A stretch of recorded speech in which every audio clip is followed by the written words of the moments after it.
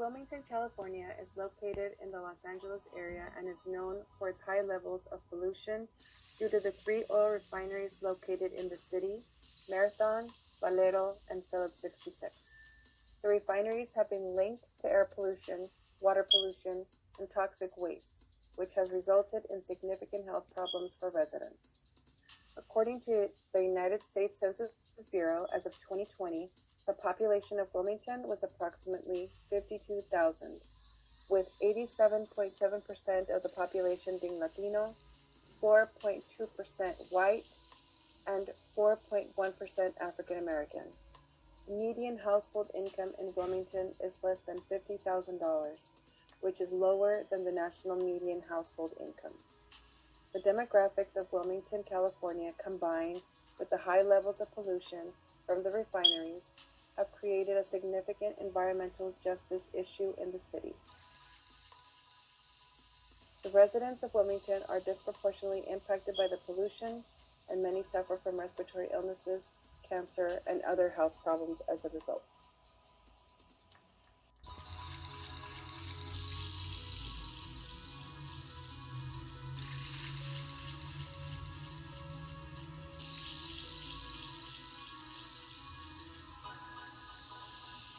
We will now be hearing from Mark Lachier, CEO of Phillips 66, which was recorded during the tour of the refinery.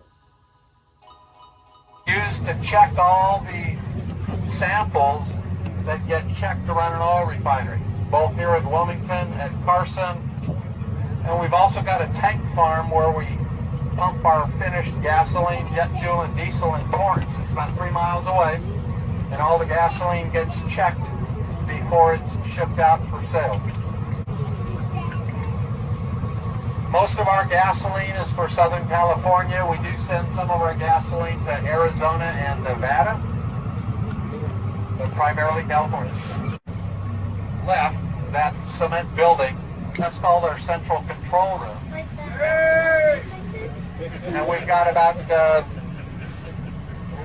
10 operators there and computers, and they are running this refinery to make gasoline, jet, and diesel. So, little analogy, think of your oven in the kitchen where there's different recipes and different temperatures and different amounts of time that you bake a cake versus baking a casserole.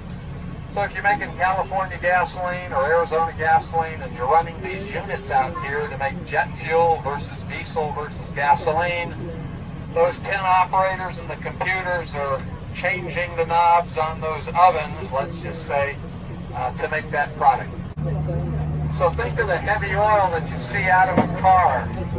Kind of the heavy, dark brown oil goes into that reactor at hot temperatures, and it converts it to gasoline, jet fuel, and diesel.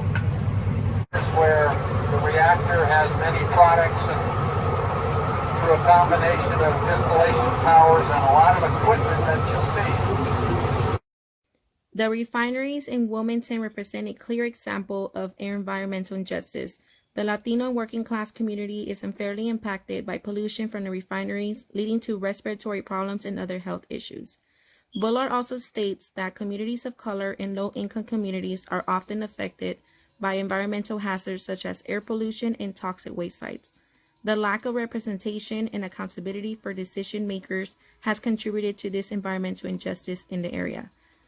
Policymakers must ensure community involvement in decision making, hold refineries accountable, and prioritize the protection of residents' health and well-being. Bullard, Pello, and Taylor all emphasized the need for community participation and accountability in environmental policies. The communities in Wilmington, California have been speaking out against these refineries that are polluting the air and even participating in protests and marches against refineries like Tesoro.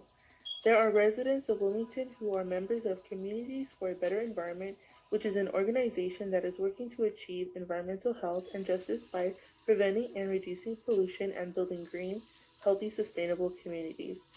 There are also other coalitions such as Stand Together Against Neighborhood Drilling in Los Angeles County that are fighting to phase out oil drilling and to prevent neighborhood exposure to oil drilling hazards. Taking action means to join organizations that are fighting to change issues you care about, signing petitions and spreading the word about urgent problems that need attention, bringing the legislative body's attention to the problems that urban cities face and demanding that something be done. Attend public meetings, hearings, and events to voice your concern and advocate for policies that prioritize equity, sustainability, and public health. Community members are able to call and write to their governor and vote and research to council members to know who will defend your concerns. In order for there to be the change we want to see, we need to start from the bottom and work our way up the system. Remember, supporting environmental justice is an ongoing commitment. Stay engaged, stay informed, and be persistent in your efforts to make a positive impact.